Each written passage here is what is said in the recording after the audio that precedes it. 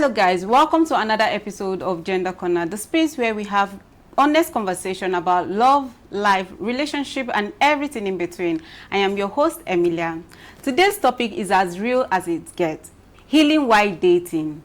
We all carry something: past trauma, heartbreak, grief, betrayal, and even childhood wounds. But what happens when we get into another relationship? Well, you're here to find out. And I have two amazing guests in the studio who will help us to share their experience, what they have been through, what they have learned over the years.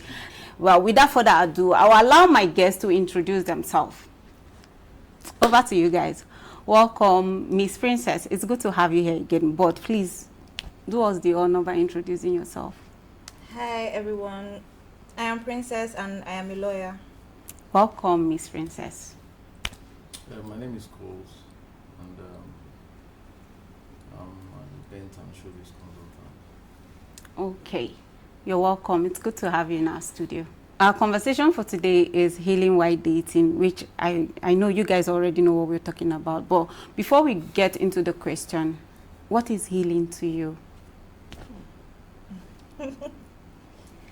Well, healing, would I say, it's been in a phase where certain things that would have triggered you don't trigger you anymore.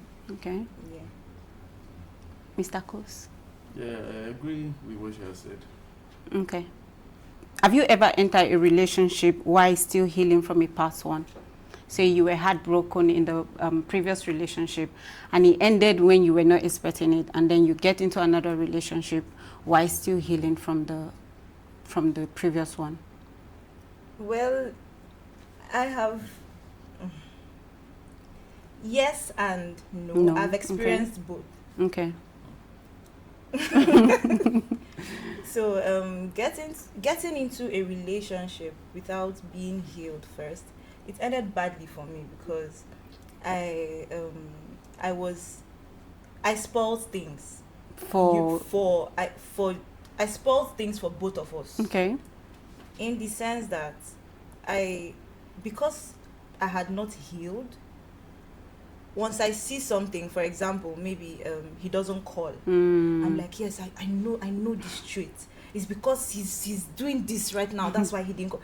I'm not giving you any benefit of doubt. Yeah. Usually, if I allowed myself to heal, I wouldn't have, I would have probably, maybe he had a flat battery. Yeah. Maybe something happened. Do you understand? I've waited for him to explain, but I'm like, no. You just concluded. I know the signs. You guys just concluded. While on the other side, when I waited to heal before I got into another relationship, it was better for me. Yeah. It was rosier for me, in the sense that I am now aware. I'm more aware of who I am. Yes. I am more aware of what you can what take. I can take, Yeah. what I cannot take. Yeah. I am also more aware of the fact that I need to give my partner benefit of doubt. Yeah. It takes two To for a relationship to work. Yes. Yeah, Mr. Coles, please. Well, personally, no, I have not entered into another relationship without healing. Okay. So personally, just like she has said, it will always end Badly. if you don't heal properly.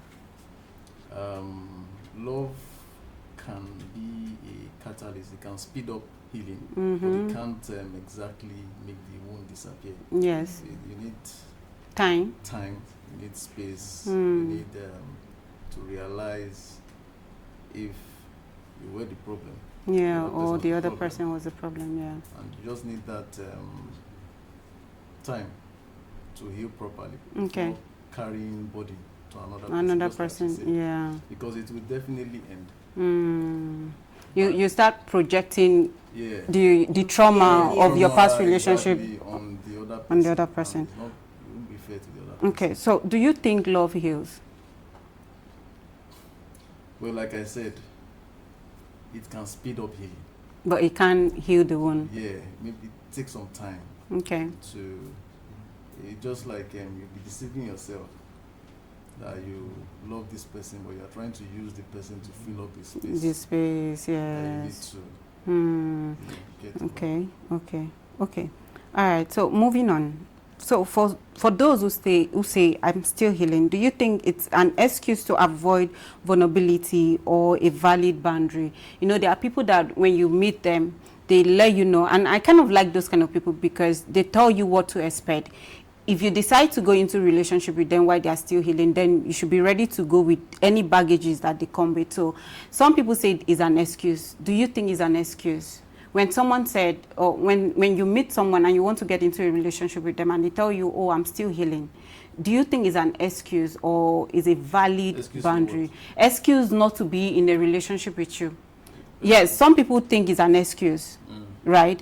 Like you meet someone and you want to be in a relationship with this person and the person said, oh, I'm still healing, right? Or I'm not in that phase of dating right now.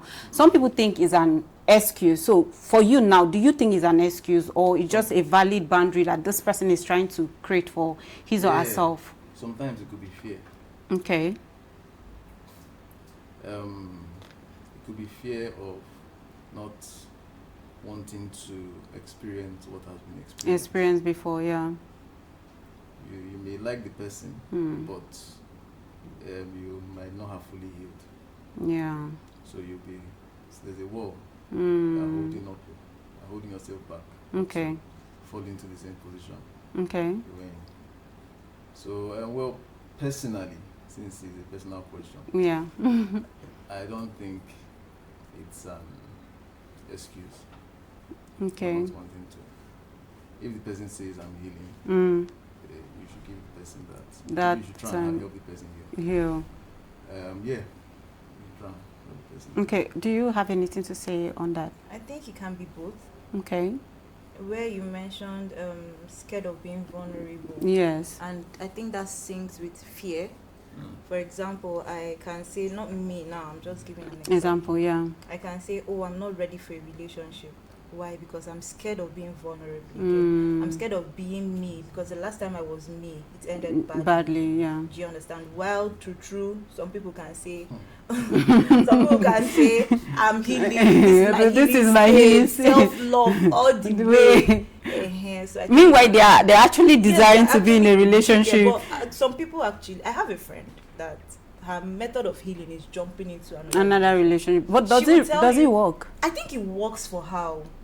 There was one time, I'm a kind of person that if I'm heartbroken, I will sulk, I will cry. Oh God, why did this happen to me? Why did you let this happen? That's the kind of person I am. But she's not like that. So most times when I'm going through it and she comes, she's like, why are you crying? Let's go out. So that's her. When she's, in that, she doesn't cry over heartbreaks. She moves on to the next available person. Maybe she's using it's her own coping mechanism, not to feel the pain that comes with the heartbreak. So those kind of people, they usually break down real bad. They're just avoiding, just a matter of time. Yeah. They're hopping from one person to the other. Except they were not fully invested. True. In the maybe a relationship, yes. Yeah, except that, then it won't affect her. But if she was, it's just a matter of time. Yeah. Right. Maybe we just don't see, when she's going through it. It is some ladies rather tend to try to push away that pain in the meantime. I don't think it's just lady. Men do it too. I think guys even do it more. Than like they already have when they see that there's a they always have this feeling when something is off about your relationship. Say you're in a committed relationship, if something is off, you will know. Men they are already planning. Once they have that, they're already planning for the next available person, right? So they are the one that even do this more than women. But yeah, we're not talking about we're not talking about that. But since we're not talking about it, gender war, it can never end. All right, moving on. So, do you know if you're bringing? How do you know if you're bringing emotional baggages into a relationship, and how much is too much? Well, how much is too much? When you get into a relationship, I feel like when you have had experiences prior to, maybe you've had first experience, second, and then maybe you just had a first experience and you're getting into something else. Naturally, you would want to put less effort than you put earlier.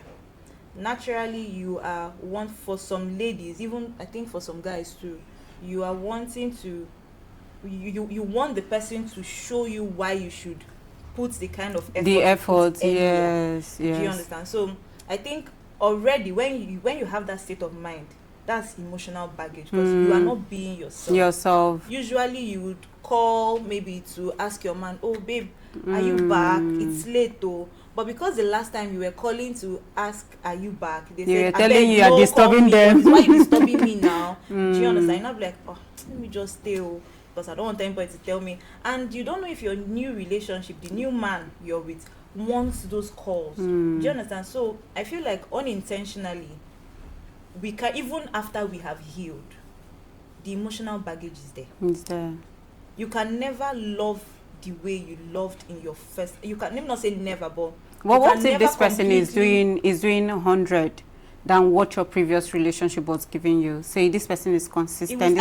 Personally, I feel like it will still take time for you to have that soft landing. Okay. For you to completely open up again.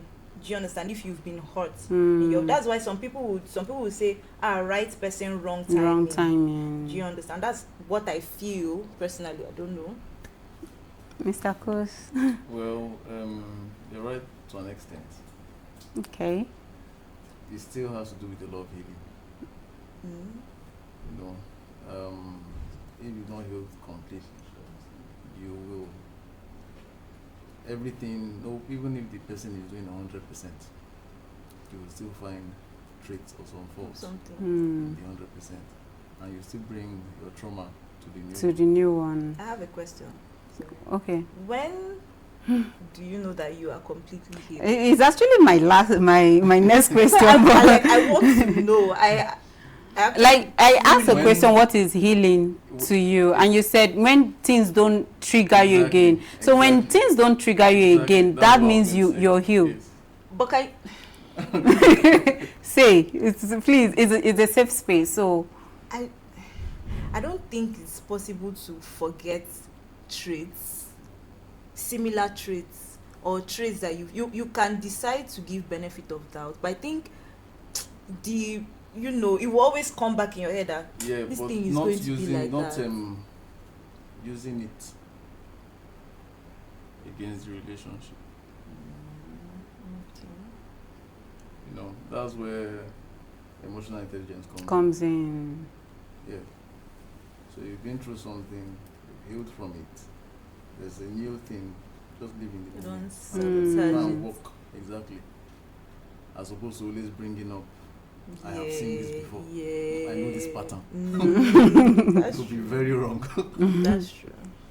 Okay, so how can someone support a partner who is still healing without being their therapist or emotional dumping ground? So how can you support your partner in the healing process? Or what do you think people can do to actually support their partner in the healing process? I think it depends on what you're healing from. Heartbreak, like I said, trauma, heartbreak. Well, please don't bring your childhood up, because I don't know I want to heal you from. I don't know how to heal you from there. But heartbreak, yes, I can. The question is to you guys, not me answering right now. For example, if you're healing from, let's move away from maybe boyfriend and girlfriend relationship. Okay. If you're healing from an absent father, and you are in a relationship with somebody now, that partner has he has to be present. He has to be fully invested. So are you now projecting your boyfriend to be the father you never? No, you said how can your partner help you to heal? Okay. Do you understand? So now knowing that I'm the guy, and the girl is the one that has the whole absent father. Obviously, she has daddy issues. Yeah. Do you understand? So me dating you now, knowing that you're not fully healed, it's as if unintentionally or intentionally I've come to fill in the gap. Do you understand? So it's like, even without her knowing, she's coming to you with that comfort of, oh, show me the love I didn't get from my daddy. That's what I feel. That's why I've not been there. Do you understand? So it's like you're, I don't know, but yeah. Okay, so are you saying if a man, maybe he didn't have a mother, should his girlfriend now become his mother? I think because he's healing. I think women naturally are nurturers. Yes, we are. But you can never fill that gap of a mother, can you? No, you can't. You can't. But to an extent, you can love. Men like to be babied, though. Let Mr. Cross answer the question. You guys these are two different topics now. Exactly. Exactly. My question is, how can you help? My question is, how can you help a partner whom is still healing? How can you support them? Someone that is still healing, how can you support them without being an emotional dumping ground? Well, clear communication. You can ask them. Okay. What can I do? Actually, especially if you are doing a lot and you don't know if you are doing something right or wrong. No Yes. matter what. You give them space. You know, and also ask them. Clear communication. Yeah. What can I do to make you feel better? Okay. Okay. So what boundaries help protect, what boundary can be set to protect both partners? From? Your partner is healing. And you are, say you're a new person to this person and you find out that this person is still healing. So what boundaries do you need to create to protect your relationship? I feel like if somebody is healing, you should just give them space. You shouldn't even be in a relationship with the person. Okay. So what happened to those people that still get into a relationship while they are still healing? Then the other person, personally, I feel like the other person should be able to endure, be patient, because you will probably get triggered at some point, but you have to understand. There has to be a lot of patience and understanding. So sometimes the person on the receiving end doesn't know that this other person is healing from something or is experiencing something. Person is just being his, let's say, boyfriend. Yeah, his lovely self. But the lady may be going through pouring that on him, and without knowing. That's why communication is very important. I was just about to say that you mentioned communication, because I mean, if we are dating, we have to communicate. Yeah. Sometimes, but there are a lot of people that don't know how to actually communicate their feelings. Yes. So in that case, what do you do? I don't know. Because I don't know. You would talk, maybe her friend, maybe I don't know, but no. So I feel if you're an observant person, yes, right, you can read the person's body language. Yeah. If you're in a relationship, you need to learn your partner. Yeah. You learn about your partner. Right? So you can know if you know when someone is not too, when someone's mood is off. Is off, yes. And don't make it about yourself. Not exactly. Because a lot of people now feel, oh, you are behaving this way because of me. No. Just try to. Okay. So finally, before I let Did you I answer your question? Yes, you did. Okay. All right. Finally, before I let you both go, so what can we do to make healing and love coexist without damage? Is that even possible? Like healing, love. So the question is, you get into a new relationship, and you both love each other, but one person is healing from past trauma. It could be any kind of healing. So how can we, without spoiling the relationship, how can we make healing and love coexist? I think that was what he said. He said learning your partner. Yeah, clear communication. Yeah. Okay. Try not to make it all about you. I think, yeah. All right. So any last word to my audience from you two? I don't know. Don't carry your past trauma into. Yes. Try not to sabotage your new relationship. It might not be easy, but try and communicate properly. Well, we try to communicate. You cannot be in a relationship with somebody and you always be closed up. Communication helps a relationship to thrive. Yeah. And being in a relationship is conscious and continuous effort from both parties to want to make it work. Because sometimes love is not even always enough. You have the sacrifices have to come in. You have to, put deliberate effort to make sure that we are going to do this and it's going to end well. I think that's it for me. All right, Mr. Coles, please, your last word.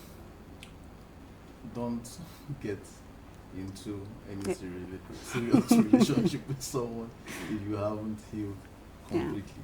Okay. And just, like she said, take people for who they are. Try to understand the person's personality.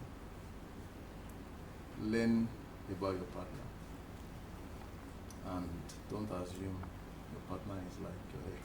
Yes. Comparison. Do not compare. All right. Thank you so much to my amazing guest. Thank you for sharing your insight and also your experience. Now, we want to hear from you, our amazing Gender Corner family. Do you think it's okay to date while healing? And have you ever loved someone who wasn't emotionally available? Please drop your comments in the comment section and tag us at Gender Corner. We'll be glad to hear from you. And we have come to the end of this episode on Gender Corner. I am your host, Emilia, and I will see you on the next one. Bye-bye.